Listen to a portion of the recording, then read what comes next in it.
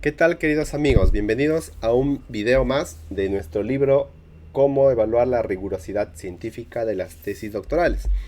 Estamos comentando aspectos metodológicos, aspectos teóricos sobre el libro que ha escrito Arístides Alfredo Vara. Este es el sexto video y ahora vamos a hablar de las 4 posturas epistemológicas.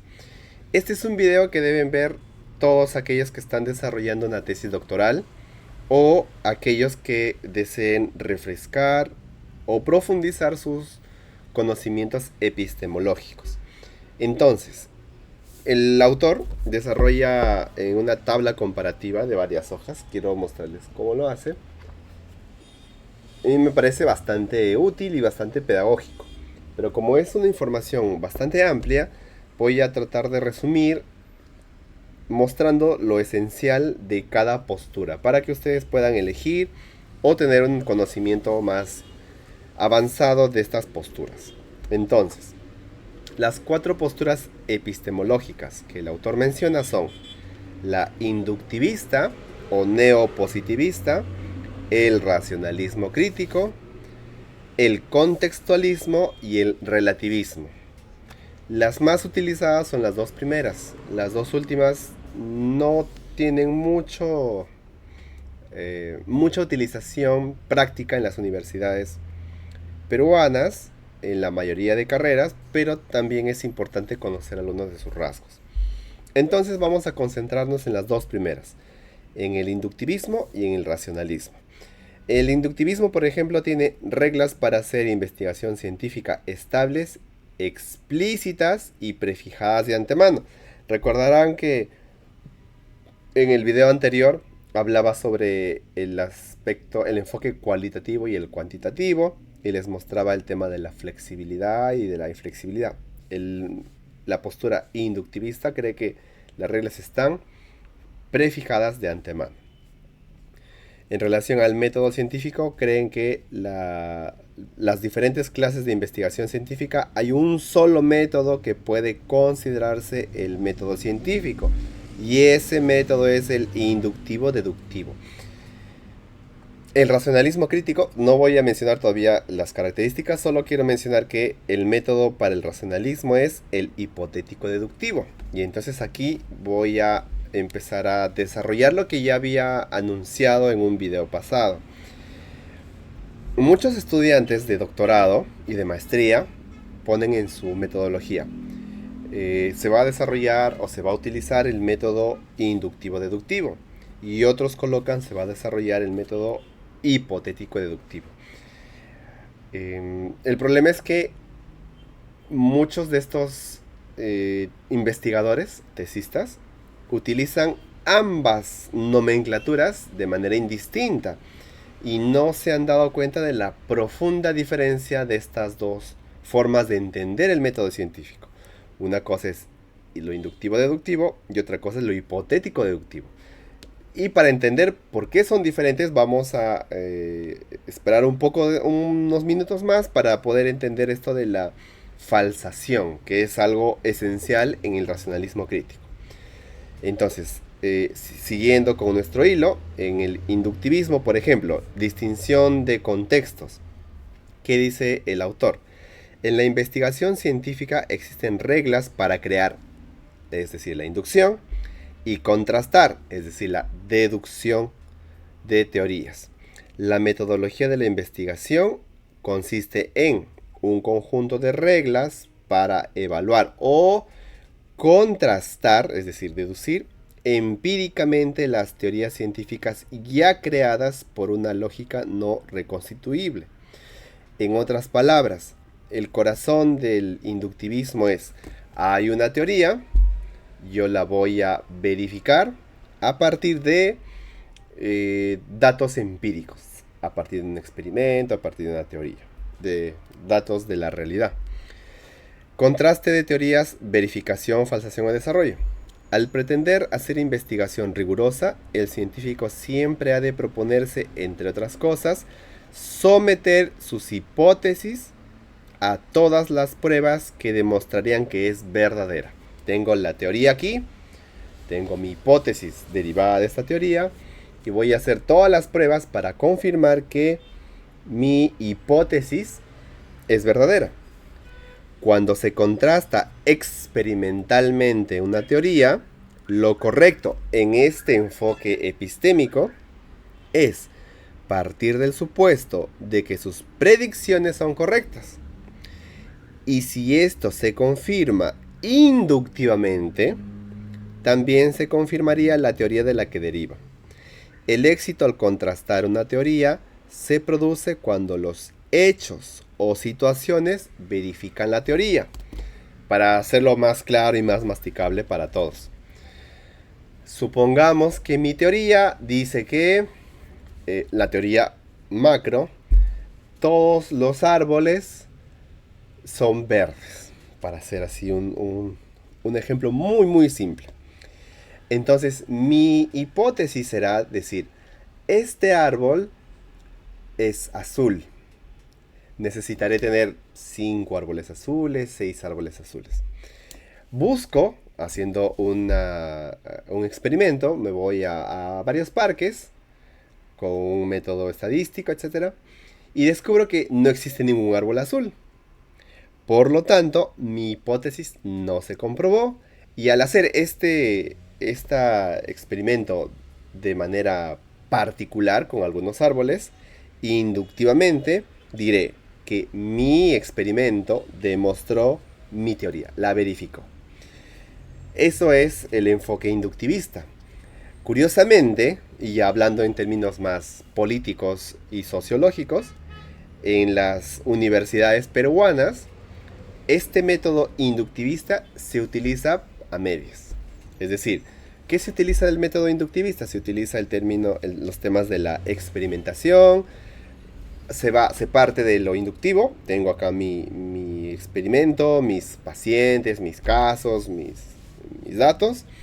Y voy a la teoría y digo, mira, esto pasó aquí, ¿confirma la teoría? ¿Sí o no? Y listo. Esa parte se aplica, no más. Ahora vayamos al racionalismo crítico. Esto es algo más conocido porque deriva del gran Popper. Popper a mí no me cae, no me gusta. Me parece alguien que tiene una postura política distinta a la mía. Sin embargo, a nivel epistémico, tengo los dos libros en español y en inglés. Me parece un sujeto demasiado capaz, demasiado hábil y demasiado erudito. Sus libros son de 500, 600 páginas. Tal vez en otro video les pueda mostrar ambos libros. Entonces, el racionalismo crítico parte de sus postulados. No voy a profundizar en racionalismo crítico popperiano, en la superación de Lakatos. No, para eso hablaremos en otro video. Aquí solo hablemos de racionalismo crítico. ¿Qué dice el racionalismo crítico? Por ejemplo, las reglas para hacer investigación científica son estables y explícitas y prefijadas. Muy parecido al inductivismo. Pero aquí cambia un detalle. Son pautas orientativas que están implícitas en el programa de investigación en el que trabajan los científicos. Ojo, en el anterior eran reglas de investigación. Ahora son reglas, sí, pero también son pautas orientativas. Y hay un cambio. En segundo lugar, el método científico para el racionalismo crítico básicamente es un método científico llamado hipotético deductivo. Siempre las clases de epistemología son bastante confusas porque hay términos que parecen ambiguos, que tienen polisemia y que se repiten en diferentes posturas, pero voy a tratar de explicarles para que puedan comprender mejor la diferencia entre los dos. En el anterior enfoque, el inductivista, vimos que estaba la hipótesis, que se somete a pruebas. Y alguien dirá, pero aquí también dice hipotético deductivo. Noten aquí que aquí no hay inducción. Esa es la diferencia. ¿Por qué se justifica este método, es decir, el racionalismo crítico? Dice, el empleo del método científico, es decir, el hipotético deductivo, ha producido numerosos hallazgos valiosos, pero de ello no puede inferirse si va a producir hallazgos científicos valiosos en el futuro. esta inferencia no es válida. En términos más sencillos, David Hume, que fue uno de los que impulsó el escepticismo o la crítica de la causalidad de una manera magistral que solamente Kant pudo no refutar en un sentido absoluto, sino utilizar su teoría y fusionarla con el idealismo, con el empirismo, mejor dicho. David Hume decía algo bien interesante. Decía, todos los días sale el sol. Hoy 23 sale el sol, ayer salió el sol, anteayer salió el sol, y todos los días vemos que sale el sol. De ese hecho, no podemos deducir o inferir que mañana va a salir el sol. Eso decía David Hume, así en uno de sus ejemplos muy comunes. Y alguien dirá, pero sí, o sea, sabemos que va a salir el sol, por lo tanto tenemos certeza de que va a salir el sol. En términos estrictamente epistemológicos, no tenemos certeza de que mañana habrá sol. Puede haber asumiendo el enfoque de Hume, de su tiempo, 1700, 1800 aproximadamente, porque no hay una certeza de que todo va a seguir igual. Ahora tenemos certeza de que tenemos probabilidad de que sí. No hay explosiones de estrellas, el helio en el Sol todavía está en una cantidad que le permite mantenerse, no hay púlsares, no hay cuasares, no hay agujeros negros cercanos, no hay meteoritos ni asteroides cercanos. Entonces, con probabilidad podemos decir que sí, el Sol va a salir. Ahora, siendo un ejemplo más claro, diríamos, Popper decía, antes este método nos produjo resultados valiosos. No significa que este mismo método pueda dar los mismos o mejores resultados en el futuro. Eso decía Popper. Luego dice el autor, en la investigación científica no hay reglas para crear hipótesis y teorías. Solo hay reglas para contrastarlas deductivamente. Por eso aquí no hablan de inducción. En otras palabras, esta postura epistemológica dice, no es que la ciencia te dé reglas para hacer una teoría. No te dice, mira, vas a hacer esto y tendrás tu teoría. No. Lo que sí te da la ciencia, dice Popper, es que tú puedes decir, mira, aquí tengo unos hechos y ya no se confirma tu teoría. Haciendo el ejemplo de los árboles. Y hay un libro que escribió Nassim Taleb, si no me equivoco, sobre el cisne negro, que tiene mucha relación con todo esto. El argumento muy simplificado del autor es más o menos así. Todos los cisnes son blancos. Perfecto. Pero ¿qué pasa si un día yo descubro haciendo mis experimentos que hay un cisne negro? Ese cisne negro contrastará la teoría que yo tengo. Entonces noten que aquí, a diferencia de lo primero, no hay una inducción, solo hay un contraste. Yo contrasto la teoría deductivamente. Luego dice, normalmente cuando los investigadores contrastan una teoría, lo hacen para desarrollarla y mejorarla, pero no se plantean rechazarla si no hay otro programa de investigación más eficaz o progresivo. En otras palabras, volviendo con el ejemplo de los cisnes. Mi teoría dice, todos los cisnes son blancos. Muy bien. Encuentro un cisne negro y contrasto con mi teoría. Entonces la teoría dirá, muy bien, apareció un cisne. ¿Hay más cisnes negros? Y tendrán que investigadores buscar más cisnes negros. Entonces la teoría que decía, todos los cisnes son blancos, tendrá que mejorar o desarrollarse y decir, todos los cisnes son blancos, excepto en este lugar en el que hay contaminación, hay signos de microevolución, hay etcétera, etcétera, etcétera. Entonces la teoría no se rechaza, no porque tenga un cisne negro, ya he rechazado mi teoría de que todos los cisnes son blancos, sino que se hace un progreso en la ciencia. Para eso sirve la contrastación. Ahora, y ya nos vamos a ir adelantando a la tercera postura, que es el contextualismo. En el caso de que hayan muchos cisnes negros, ya no solo uno, haya muchos cisnes negros, la teoría empieza a desbalancearse. Y ya no hay un avance. Y en ese caso, yo estaré tentado a plantear un posible rechazo de la teoría. Pero solo cuando la evidencia sea tan abrumadora que mi teoría ya no se sostiene. Por ejemplo, esto se podría aludir haciendo un recordatorio de la historia de la ciencia cuando hablamos de esas pseudociencias, la frenología, el tema de que cuando nosotros vemos los rasgos faciales de un rostro, podemos automáticamente o deductivamente podemos identificar una personalidad. Eso, por ejemplo, se usó en la Alemania nazi.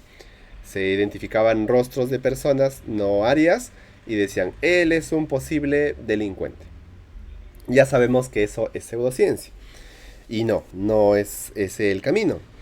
Entonces, se ha demostrado con hechos abundantemente empíricos que esa forma de deducir de que yo tengo un rasgo y por lo tanto tengo una conducta no es ciencia. Los hechos han demostrado absolutamente que no hay consistencia y por lo tanto no es algo válido.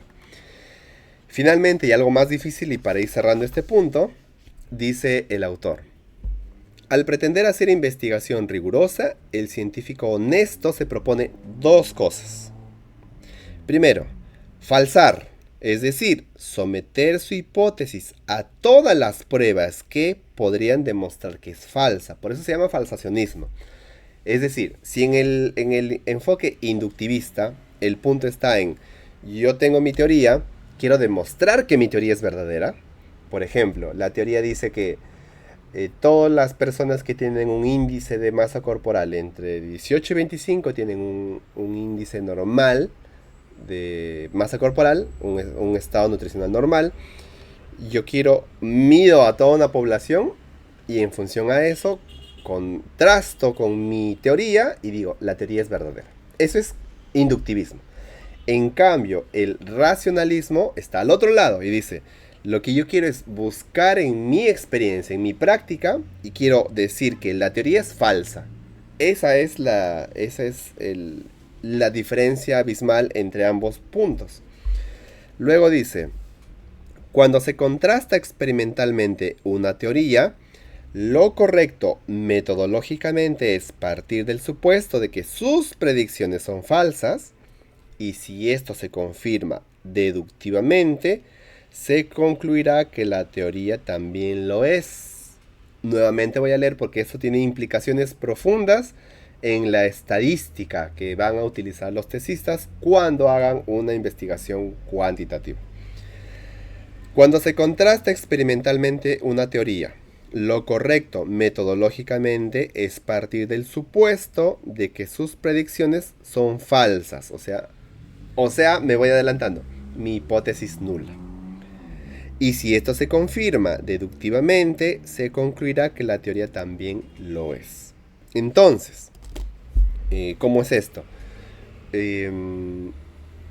Noten que en la parte anterior aparece la inducción y aparece la deducción. Aquí no, aquí aparece una hipótesis y una deducción, aparece una falsación. Entonces, en términos muy sencillos, simplificando mucho la teoría, diré lo siguiente.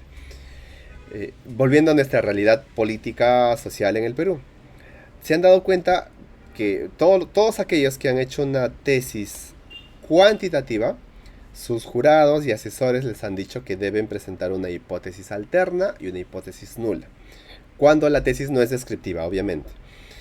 ¿Y qué han hecho? Han dicho que, por ejemplo, la hipótesis nula, no hay relación entre la variable A y la variable B. La hipótesis alterna, hay relación entre la variable A y la variable B. ¿Qué se contrasta o qué se ataca en este diseño? Se ataca la hipótesis nula. Y aquí tiene mucha implicancia en lo que voy a decir ahora.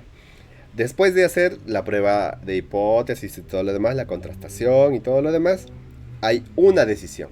Se rechaza la hipótesis nula o se rechaza la hipótesis alterna. No puede haber aceptar, y eso lo explicaré después. Entonces, alguien dirá, pero también en las tesis peruanas se trabaja lo empírico, se contrasta la teoría. Y también se hace hipótesis nula y hipótesis alterna. En nuestro contexto, esa es una forma muy pragmática de fusionar lo inductivo y lo racionalista crítico. Si alguien en el nivel doctorado, no debería haber este tipo de fusión de manera inconsciente o de manera que haya inercia. O sea, no puede haber por inercia hacer esto. Tiene que ser claro y explicitado. A nivel de pregrado es tolerable porque partimos de tradiciones que son heredadas, tradiciones de investigación. Pero ahora sabemos que no es lo correcto, que cada uno tiene su propia forma de trabajar la estadística. Es más, para los que saben bastante de estadística, recordarán que el tema de la prueba, del p-valor, de las pruebas estadísticas, parten desde tradiciones estadísticas muy antiguas. Por ejemplo, una que parte de los enfoques de Sir Fisher, y otras que parten de otro estadístico que no me acuerdo su nombre. Uno es la frecuentista y otro es la probabilística. Entonces, en términos muy pragmáticos, se fusionan esas dos metodologías, enfoques estadísticos. Pero en términos, si algún tesista quiere ser muy estricto en su forma de trabajar la estadística o la epistemología, debería tener conocimientos de estos puntos para no tener problemas a la hora de hacer la discusión. El tiempo se ha ido y es más largo del que yo pensaba utilizar, pero voy a cerrar muy brevemente con estos dos últimas posturas. No son muy utilizadas, así que por eso también no le doy el tiempo que se podría dar. La tercera es el contextualismo y tiene que ver más con la teoría de las revoluciones científicas de Thomas Kuhn. Y el cuarto es el relativismo, que tiene que ver con la postura epistemológica de Feyerabend, que habla del anarquismo epistemológico. Ya habrá momentos después en esta serie de videos en los que hablemos de estos dos autores que son muy muy importantes. Entonces, sé que ha sido bastante información, bastantes autores, bastantes libros, yo lo sé, pero es necesario, sobre todo para aquellos que van a hacer una tesis doctoral. Para aquellos que no, porque quizás estén viéndonos también estudiantes de pregrado, no se sientan abrumados por tanta información.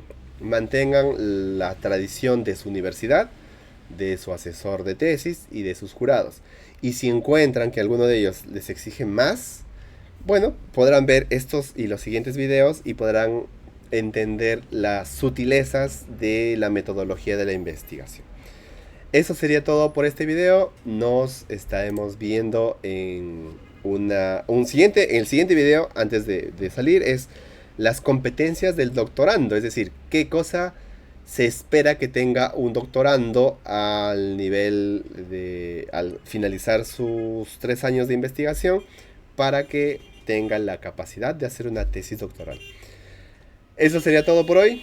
Me despido, nos vemos. Cuídense mucho.